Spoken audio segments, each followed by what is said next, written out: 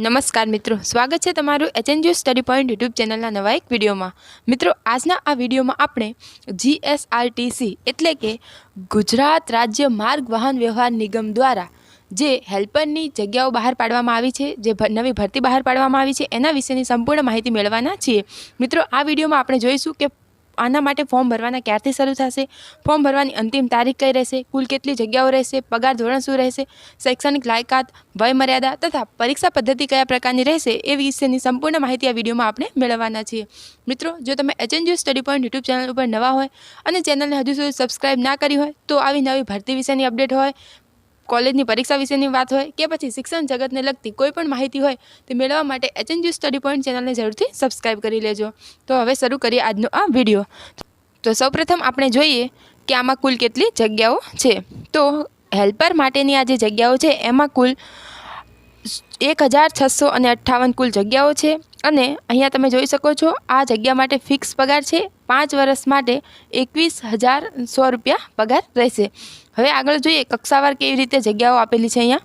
તો જે કુલ 1658 જગ્યાઓ છે તે કક્ષાવાર રીતે અનામત અહીંયા આપેલું છે એ તમે જોઈ શકો છો।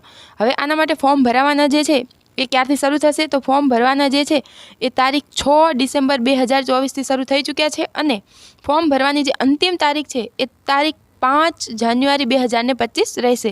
5 જાન્યુઆરી પહેલાં તમારે ફોર્મ ભરી લેવાનું રહેશે। હવે આપણે આગળ વાત કરીએ તો એના માટે શૈક્ષણિક લાયકાત શું રહેશે અને વય મર્યાદા કયા પ્રકારની રહેશે। વય મર્યાદામાં જોઈએ તો વય મર્યાદા એ 18 વર્ષથી લઈને 35 વર્ષની ઉંમર હોય તે આમાં ફોર્મ ભરી શકે છે। હવે અહીંયા શૈક્ષણિક લાયકાતની વાત કરીએ તો અહીંયા લઘુત્તમ શૈક્ષણિક લાયકાત અહીંયા દર્શાવવામાં આવી છે, એટલે ઓછામાં ઓછી આ લાયકાત હોવી જોઈએ ફોર્મ ભરવા માટે।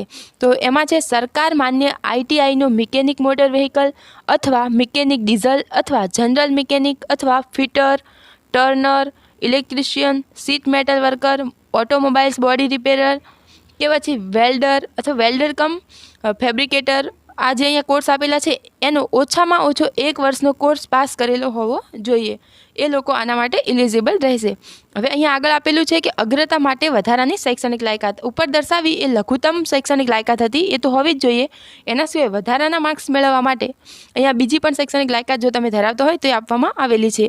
અહીંયા આપેલું છે એ પ્રમાણે સરકારી, અસરકારી, જાહેર સાહસ અથવા કોઈ પણ લિમિટેડ પ્રાઇવેટ લિમિટેડ કંપનીમાં લઘુત્તમ શૈક્ષણિક લાયકાતમાં દર્શાવેલ ટ્રેડમાં એપ્રેન્ટિસશીપ પૂર્ણ કરેલી હોય અને તે પાસ કર્યા અંગેનું એનસીવીટી જે સર્ટિફિકેટ હોય તે અથવા જીસીવીટી સર્ટિફિકેટ જો હોય તમારી પાસે કે અને માર્કશીટ હોય તો તમને વધારાના ગુણ પણ મળવાપાત્ર છે। અહીંયા તમે જોઈ શકો છો સીધી પ્રક્રિયામાં જે ભારણ દર્શાવવામાં આવ્યું છે એમાં જે લઘુત્તમ લાયકાત અને જે વધારાની લાયકાત છે શૈક્ષણિક એના આધારે જ કુલ 100માંથી 70 ગુણ ગણી લેવામાં આવશે અને જે ઓએમઆર દ્વારા પરીક્ષા લેવામાં આવશે એના આધારે 30 ગુણ ગણવામાં આવશે, એટલે કુલ 100 ગુણના આધારે મેરિટ બનશે। પરંતુ એમાં આ જે 70 ગુણ છે એ તમારી શૈક્ષણિક લાયકાતને આધારે જ એનું વેઇટેજ ગણવામાં આવશે અને ઓએમઆર પદ્ધતિ દ્વારા સ્પર્ધાત્મક લેખિત કસોટી લેવામાં આવશે જે 100 ગુણની, એમાંથી 30 ગુણ એનું ભારણ રહેશે।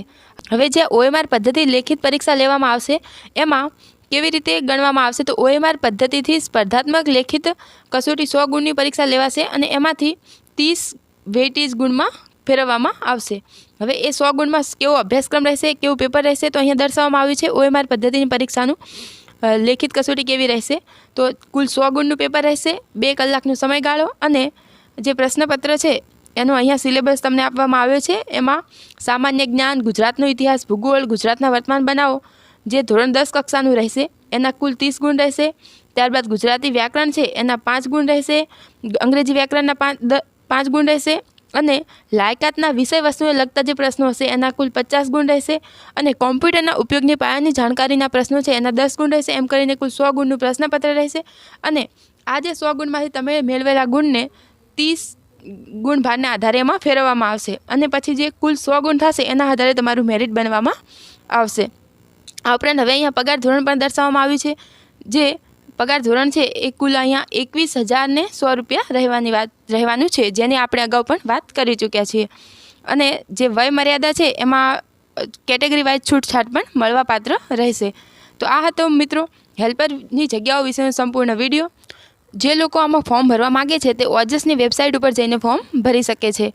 તો મિત્રો, આ તો આજનો video. Thank you. Thanks for watching.